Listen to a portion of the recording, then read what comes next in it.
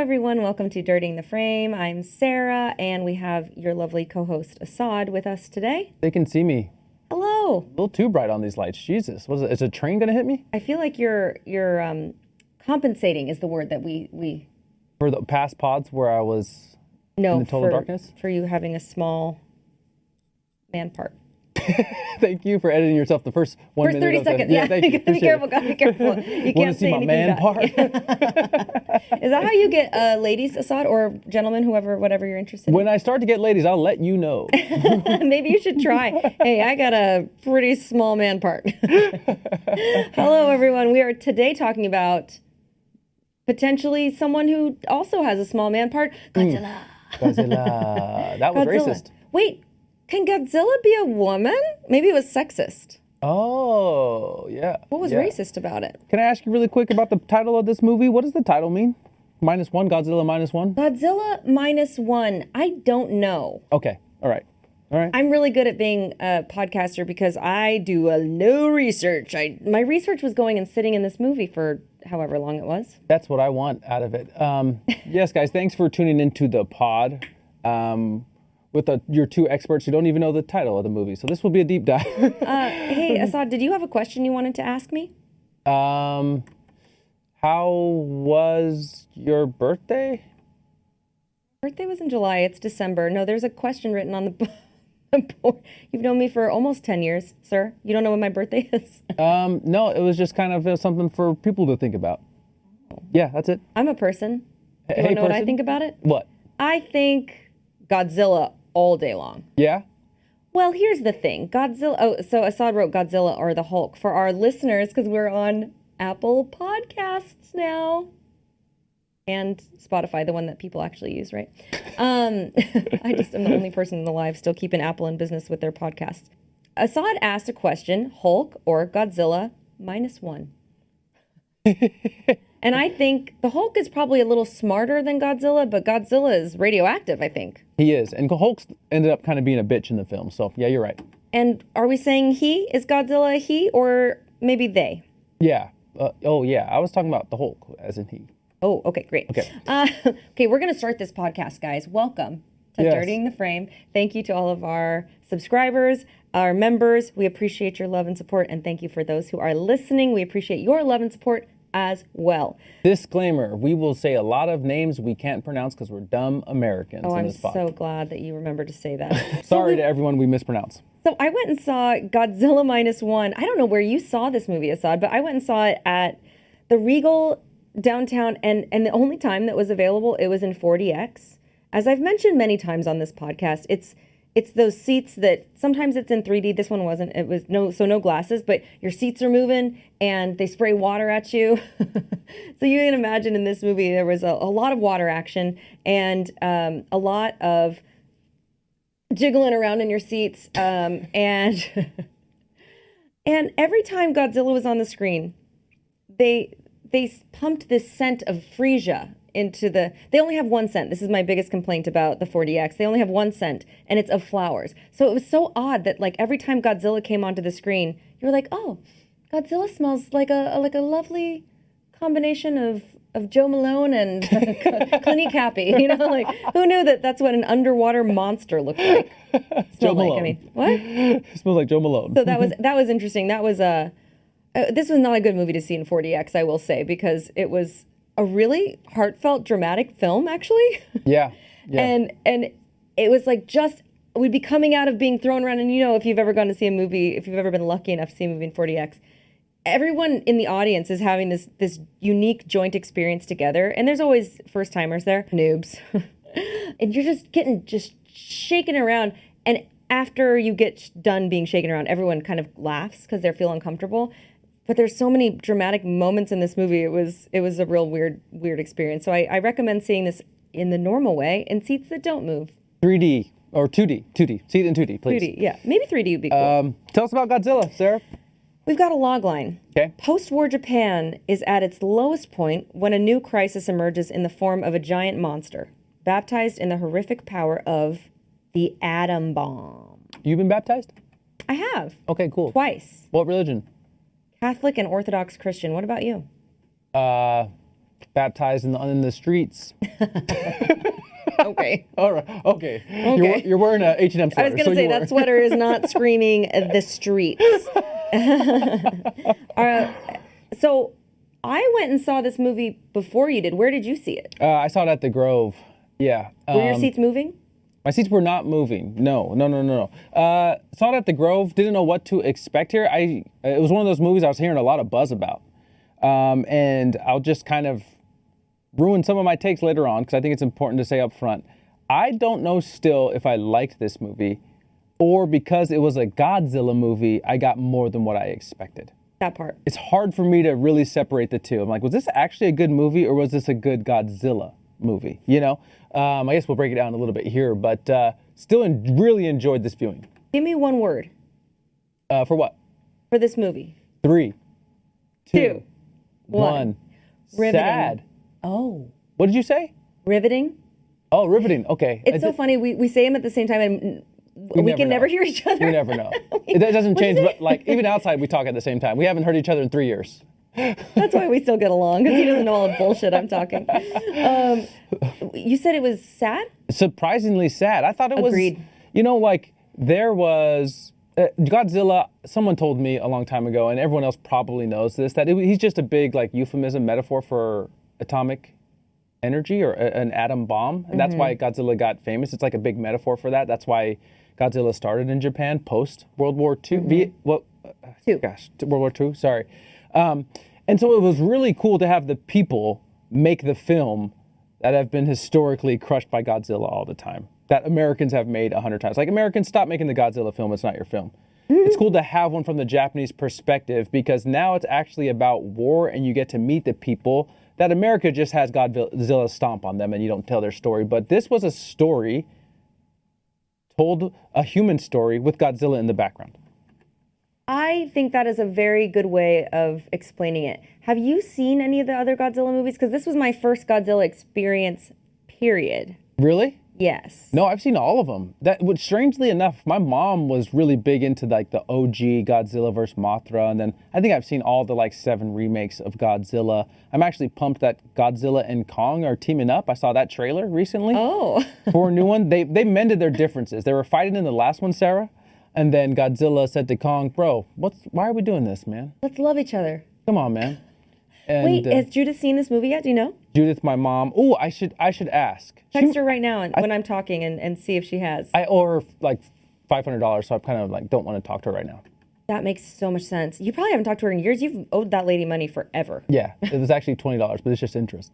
It's from your youth. Yeah. Okay, so yeah, that I'm even more interested in your opinion. So was this, and I agree that, fair enough, I hadn't thought of it until you said it, but the only reason I shouldn't say that, it maybe sounds mean, but the only reason I really was like, wow, this movie was great, was because I would never go see a Godzilla movie. I was expecting kind of not something, just something, that's a big smash-em movie that's made for boys that, you can just go sit and turn off your brain and enjoy, which I like as much as the next boy. But I kept getting all of these, like, people were talking about it, and so I thought we weren't going to do this for the pod until your girl said, all right, I'm going. We're going to find out if this is worth the hype.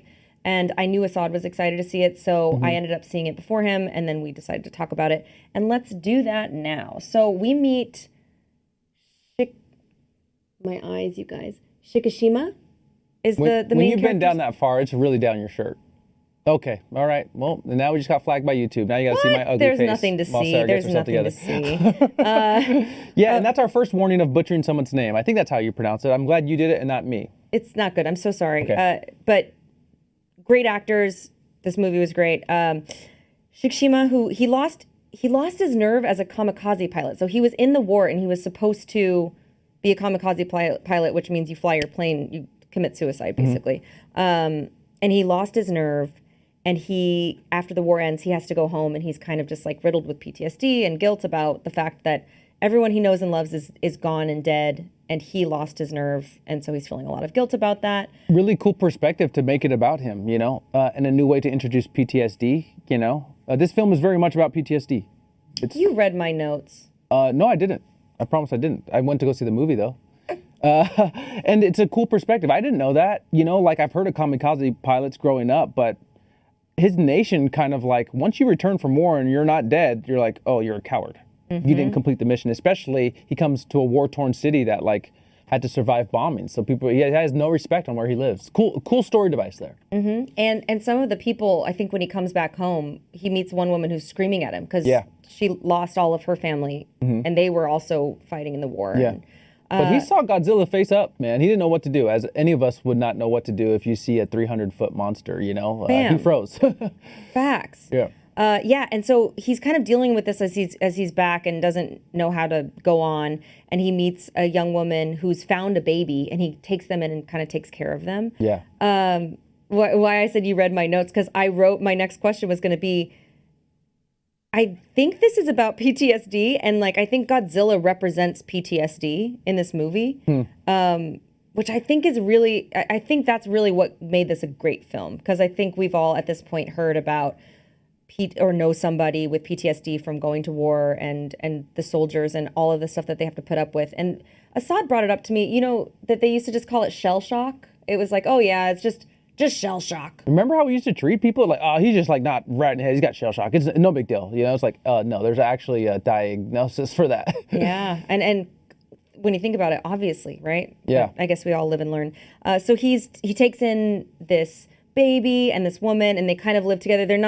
We don't get the vibe that they're romantic together, but they live together. And then he ends up almost as a need for a job and for penance. I feel like he felt guilty. He decides to take this job sweeping the sea for mines, and it's a very dangerous job. Obviously, if you pick up a mine, it could blow up your boat. So he ends up doing that with this kind of ragtag group of men, and they build a wooden ship, and they take it out, and then they get tasked with finding Godzilla and capturing or killing Godzilla. Yeah. Their little wooden boat with their 4 guys. They're in charge now of killing Godzilla. Which is really cool. You feel like you're in good hands in this film, because any Godzilla movie, it's about Godzilla. It's about a big fucking lizard that stomps on New York, And there's so much pre-story to that story in this that you're actually engaged in. Usually if you're giving me a bunch of story before a big lizard comes on screen, I'm like, just get to the lizard. But these people, I was actually engaged in the story. I felt bad for the guy. When you say you think it's about PTSD, there's like, no, think. Like this is a movie about PTSD. Cool. I love the fact that you brought up that Godzilla is the physical representation of that. I didn't think about that. And now it makes me want to go see the movie again. Yeah. Well, that's what I was going to ask you. That was my note was, am I insane for thinking that? Because this woman who is our star's best friend, the woman he's brought into his home with the baby and stuff, who they love each other. You definitely get the sense that they love each other and they care for each other. But she keeps saying stuff like, oh, are you done fighting your war? Yeah. And that was why I was like, oh man, like, and of course he's going to take that call to action to now go and try and kill this monster that he was supposed to. He's got a second chance, so I'm in so far, and I agree with you. I think that's why we liked it. You're just getting the story of a soldier. It was more Saving Private Ryan than it was, Armageddon. Yeah, and all the other Godzilla movies we see, there's a team of people that are getting together to defeat Godzilla. And this one wasn't free of that, but it really honed in on one person's experience with a big fucking lizard. And I thought that was really cool, other than like, you're not supposed to date people with kids, let alone let them move in. It's not her kid. Okay, all right. Loophole. Loophole. So then Godzilla attacks the city where his girlfriend, Shikishima's girlfriend. Yeah. Oh gosh darn it! Every time I say the name, it's going to be worse and worse. And basically, she narrowly escapes getting crushed by this big lizard, as Asaad so lovingly calls her or him. And he runs to go to be where he knows she's worked there and that there's been a Godzilla attack. He runs to go and save her, and she saves him. She pushes him into this alleyway. And spoiler alert, as you know, we do spoiler alerts. She pushes him into this alleyway, and Godzilla comes and lights the shit on fire, and she is presumed dead. And he has this really dramatic scene that made me so sad. He just like cries, and he's lost this girl, and he's so sad, and he swears his revenge on Godzilla. Yeah, and he's a man that they never were interested in love. It was kind of like the elephant in the room. lizard in the room. The They never were in giant love, lizard in the but room. they essentially had to raise this kid together. You know, the kid calls them mom because the kid calls them dad, and he never gets to say he loves her. We're not sure he does in the film, but all of a sudden she's gone. And his reaction to that, maybe he didn't get the chance because he was so busy dealing with this trauma that he couldn't love her. Yeah. And then she ends up saving him from his PTSD. Oh shit. Right? Damn, in that man. moment, she pushes him into the alleyway. Yeah. And she's saving him from that in that moment. Damn, you're making me realize this. You're really good at this. I just thought you were a pretty face because usually I listen to this pod on mute. Oh, Lord of mercy. So that part was heartbreaking to me. And you bring up a great point, right? He didn't say that he loved her, but when she died, you felt that he did. Oh man, heartbreaking stuff. A lot of the times, absence makes the heart grow fonder, and this one forced it. You know, Yeah. like it kind of revealed things to him once she was gone. Yeah, and he's just like hell bent now. This brings me to the nerd part in me, Sarah. Sorry if I'm interrupting here. The whole part. I love when they get tactical about how they're going to kill Godzilla. Oh, yeah. You know, now the whole country is like, you just came home from war. We understand if you don't want to go to another war with a lizard. So some people leave, some people stay, but they're like, if you're staying, this country needs you. Then they go into the real like detailed plan about Godzilla's been attacking in water. They're going to give him what I will call nitrous oxide. That's not it. That'll make him sink to the bottom so fast it's pressurized that'll kill him. If it doesn't, they'll give him inflatables too that'll make him rise to the top, and that's double pressure. And it's like, I was like, this is pretty cool. Usually Really it's just like a cool. bunch of old white people in New York being like, shoot him down. Yeah. But I thought this was really cool, and I was really engaged in this part. Like I actually knew what they were trying to accomplish here. Totally. And I also, I can't believe I forgot to bring this up until now. This movie is completely in Japanese. Oh, So it's is it? subtitled. It's subtitled, the whole Yes. thing. Yeah. Which normally is a total deal breaker for me because I can't pay that close of attention. I did not stop.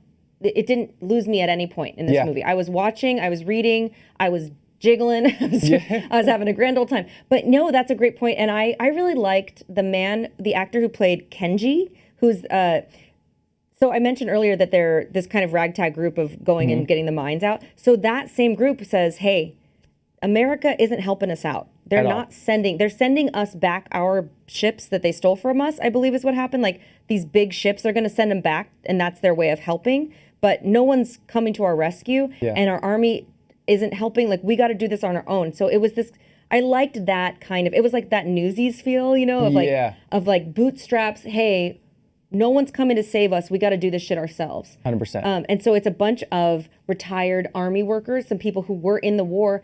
And in fairness, when he calls to them, when this man Kenji, who I thought was did such a good job. He played this kind of older, with great hair. Did you notice that? This curly, floppy hair. And he's the one who comes up with the plan. But he has this sweetness about him. Kind of a bumbling scientist, but a brilliant bumbling scientist about him. And I thought that whole moment really worked for me when he's telling everybody, okay, we got to get together. And these guys are like, fam, we just got back from the war. Like why are we fighting for this country that is not fighting for us? You know, type of a thing. And I just gave myself goosebumps again. It's a strong story. And I wanted to tell you something to think about. I don't want to introduce a thought and not close the loop on it, but I was Googling why it was called Minus One. Oh, uh-huh. And it says the title represents the idea that Japan couldn't sink any lower after the bombings of Nagasaki and Hiroshima. Dang.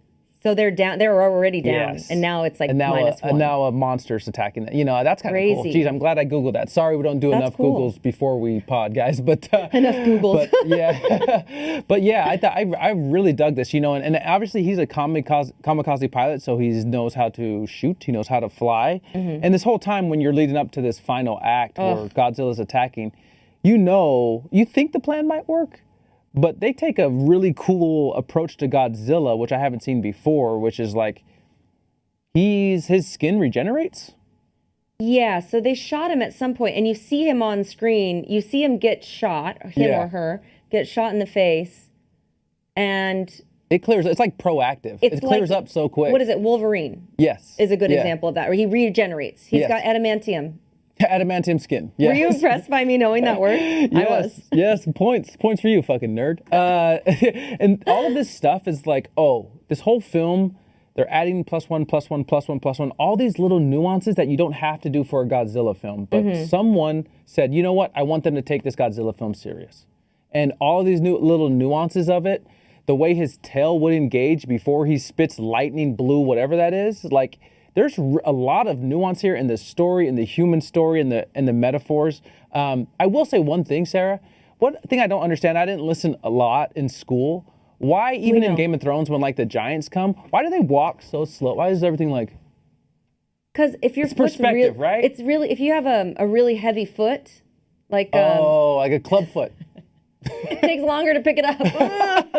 There's I don't know, man. What are you asking me for? Math people that listen to our pod explain it to us. Cause I know like something that big will always look like it's moving slow, but every time they showed Godzilla walking, which is a lot of walking, I'm like, man, this guy's slow. I could beat Godzilla. Anyways. They should have just Home Aloned him and put some like push pins down underneath his feet. Here you go. Ow! You got stubbed me. my toe. I'm leaving. I'm out of here. That's a really good point. So at the end of this movie, do you want to try and explain this? Okay, so he ends up Shikishima. He ends up being the backup plan. They try to sink Godzilla and then they try to bring him back up, and it ends up injuring him. It fucks him up. It messes like, it him does up, a number but on it him. doesn't kill him. Yeah. And so we've got our main hero who's now lost his partner and lost all of his hope, and feels really guilty and about missing the mark the first time, and he's like, I'm going to do it now. So he's going to kamikaze into Godzilla and set off a huge bomb on the inside of him. Yeah. We see him do it. He saves the day. Everybody's really sad because his daughter, well, not biological daughter, but his daughter that he's now taken care of, is left alone with the neighbor because now we think he's died. But he's got a parachute, and he parachuted out of the plane, and he's fine. And now that you're like running with this metaphor, it really is a decision for him to stay and fight. Yeah. Because he does want to die. This PTSD has taken over his life, and he does want out of here. And he has a decision to face right when he's flying that plane right into Godzilla's mouth, if he wants to stay and fight or if he wants to leave. And having that metaphor be a kamikaze pilot is making this movie even more brilliant. I'm so glad we break down these movies like this, and I get to pick your brain because I didn't look at it like that, and now it's falling into place for me. After Godzilla dies, after the bomb does explode in his mouth, his face explodes. Shikishima is a hero again, and his neighbor runs to tell him that his ex kind of wife, who never was his wife, is actually alive, and he goes and runs to see her in the hospital. And I would like to introduce a new segment, Sarah, but you have to name it because I don't know what it is. Okay. We need to highlight the best line in the film. What's the segment called? Ooh, best words. Best words? Okay, words. Cool. Best words brought to you by Progressive Insurance. You can now save $15 by bundling your home and auto insurance. Wow, that was really good. That sounded like a real ad, right? That was really good. No, man, the whole time she's asking him, and when he breaks down seeing that she's still alive. And this is a weird thing, Sarah, but I think you can cry in front of your partner, but not that much crying if you're a man. Anyways. Okay, that is a terrible thing to say. And men, woman, anything in between, feel your feelings, and you should feel safe to let them out. Don't listen to her. As a toxic man, not around you can him. Cry, you can let them drop, but you can't be like scrunching up your face. Like, get yourself together. But there's a beautiful part in this movie, and the best words from I know Sarah exactly Silver. what you're going to say because I already said them. Sarah, she looks at him and says what? Are you finished fighting your war now? Yeah, man. And which probably isn't, it's just meaningful, because she's saying, can you come back to me now? Can we actually start this thing? We're living in the same house, and you're putting off like us loving each other and living life with a baby. Like, can we start that now? Is your thing over? Which is not how PTSD works, but it's a cool thing to ask and be like, man, did you finally figure out that we're going to face this thing head on now? Yeah. Brilliant moment in a fucking Godzilla movie. This sounds like it should have been written by like Aaron Sorkin, but it was a big lizard movie. Well, I'll tell you this. If Aaron Sorkin would have written it, Godzilla would have been walking and talking a lot faster. Yeah. They would have been doing walk and talks in the ocean with Godzilla. They're like, so, Godzilla, what do you think? Oh, man. Yeah, but a great button to a movie that had no business being that good. it would have done really good business if you just make another Godzilla film. But thank you to the people who make the extra decision and the extra work to be like, I don't know. It's like if someone makes Fast and Furious a dramatic thriller. It's like, man, it takes guts to do it. And I'm glad they did it. Well, and I hate to not give credit to obviously the people the artists who created this film, but Yeah. and that's where our loyalties lie. But, Exactly. But I'd also like to say, because more and more recently, I believe that we're getting a little bit more content that is new and different and new ideas. And obviously this is like, existing IP. We all know Godzilla and it's going to make $1 million. But to the people who actually said, yes, let's give these people money to make something different. Yes. And hope that the audience will understand it and get it and still like it. And I think that that's a fatal flaw and maybe it's not even a flaw, maybe it's the truth, but the people who are greenlighting and paying for these movies are assuming that we're all really fucking dumb. And for the most part, I mean, I am, for sure. But give me like a little bit more credit than that. And that's what this movie did. I think it probably played to both. Hopefully everybody enjoyed it, even if you weren't into the dramatic aspect of it. Can I piggyback that? Or is your thought done? Please. Yes, my thought is done. Yeah. Thank you for saying that, because it made me want to hit this point that I forgot until you said that. Everything's a spin-off or known IP, right? Mm-hmm. And that makes the creative process less demanding. People are like, let me just make a movie about a monster, because everything has to be known properly. Like, fans have to know what they're going to see now. That's why spin-offs and remakes are so popular. And they're just doing the thing here where you don't have to do. This movie probably would have made the same amount of money. I mean, reviews mean a lot, and people will go see movies once they know it's reviewed well, and this movie is reviewed well.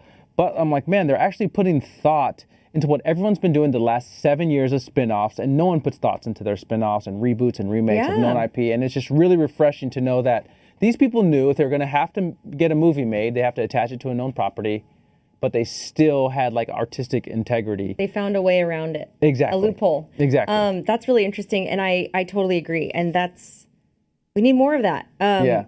So I have an idea. It made me think of an idea. Okay. King Kong, but he fights for black rights. I love it. Where do I sign? You can have all my money for that one. Yeah, I agree. And I wonder if... No, I lost my thought. I don't remember what I wondered. The gummies. It's the gummies, guys. Okay, Rose and Thorn it? Yeah, Rose and Thorn it. Okay. Well, my rose was the actor. I kind of already said it, but the actor who played Kenji, and I'm going to, again, murder his name. I think I got his name. Hidetaka Yoshioka? Sure. Not the main guy. Yeah, I think it's Hidetaka Yoshioka. Oh, wow. Great job. How'd you say it? How'd you do that? Oh, I know things. Cool. Sick. Oh, look at you. Look at this guy. I really bought his charm, and I liked all of them, and I bought all of it.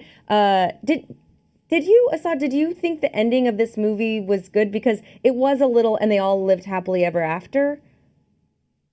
I didn't love the end. Well, ... The last scene. Yeah. Because it was so, don't do that. Every movie does that, and I think this movie was better than it. Mm-hmm. But it might have been like gone through 18 different producers and 2 executive producers that were like, well, how are we going to lead into maybe making another movie? Maybe making more money off of this thing. So if you're a movie maker and you're not a huge movie maker, all you do is compromise to get your movie made. And I bet that movie, that filmmaker wanted to end it on the last scene between the man and the woman, but there's probably some studio execs like, but what about -2? I was like, fuck, okay, fine, I'll put the stinger. Even more slow walk. Yeah. Or show that Godzilla was underwater, kind of regenerating again to come back. Oh, that's what I was going to ask. I remember it now. I find it very interesting. I don't even know if this is a question, but I find it very interesting that they made this movie, a Godzilla movie, presumably for the American audience are just, people who are like, oh, fuck yeah, let's go see some explosions. And then they did subtitles over the whole thing, and it's still doing well. Well, I don't think That's cool. This was made for America, kiddo. I think this is a Japanese film that didn't really have. Maybe they had American box office in mind. Oh, yeah. I don't know. I'm not sure. I don't know how to say it. Yeah, I don't either. But I again, not a lot of research. My Thorn was, again, I already talked about this. Seeing this in 4DX and the perfume, that was just the worst way to see this very beautiful, dramatic, lovely movie about love and family and PTSD. Everyone, they love the people that watch our swimmers that watch our pod love little tidbits about Sarah. Here's another one. Oh no. Sarah gets motion sickness. She's top 1% in getting motion sickness. Top one, the best at it. If you like count in front of Sarah with your fingers, she'll be like, whoa, fuck. So Sarah reading subtitles while her chair jiggling around. I don't know how you didn't vomit on yourself. Oh, I did. Multiple times. I did. But I had a bucket of popcorn, so it was fine. Just use that. You did the Godzilla yell when you were vomiting? Oh. Ew, that was really good. What were your Rose and Thorn? Did you already say them? I am. The Rose was the first time, it was a scene, which we also need a new category for like best scene, I think. But the first time you see Godzilla on that offshore, and it's like dark, when he's kind of storming the beach, you know? I think the less light, usually like movie makers try to save budget by showing you the monster, the computer generated monster in dark, so you can't tell how bad it is and then I have to expose it more. But this one worked for me. I was like, this guy looks like a creepy fucking, it just made Godzilla look so creepy. Storming that. I loved that scene.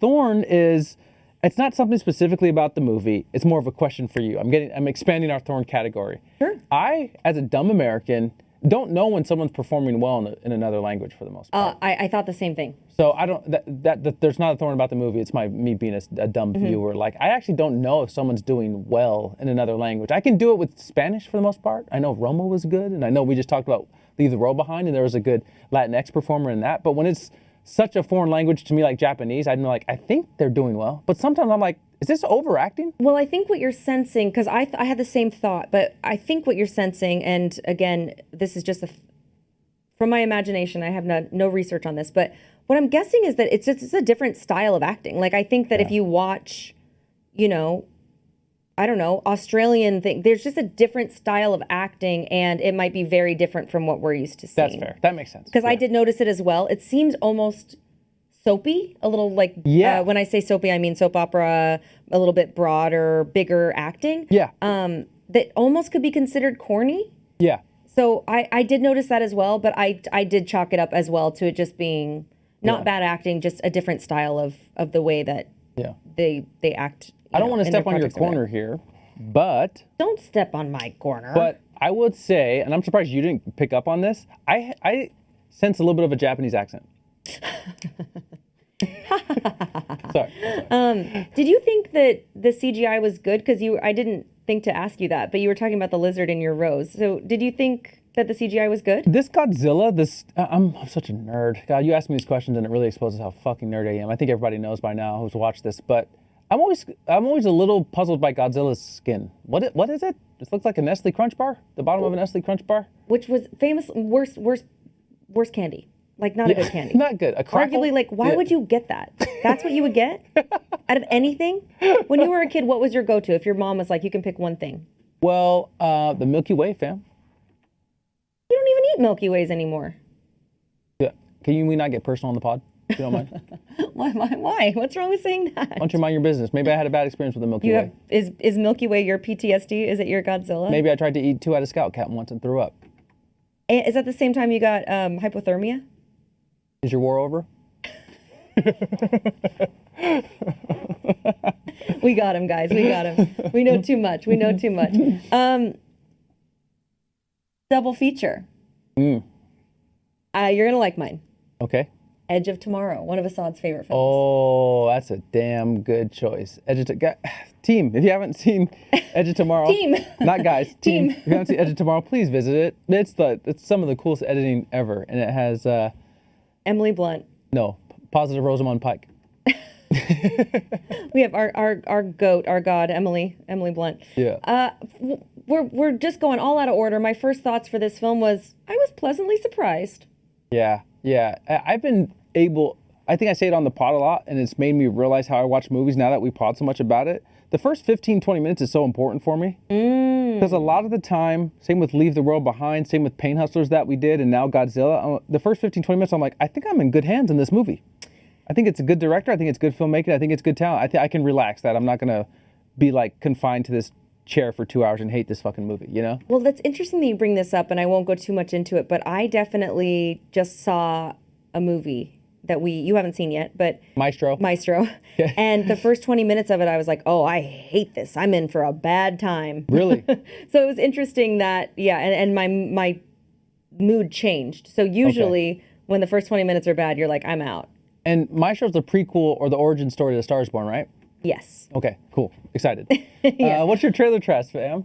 Oh, we have trailer trash for this. Yeah. I think I got to this movie late, if I'm going to just be honest. I got to this movie pretty late Okay. and didn't see the trailers. I also didn't see the first 5 minutes of the movie. Sarah, Dígame. I had a good trailer.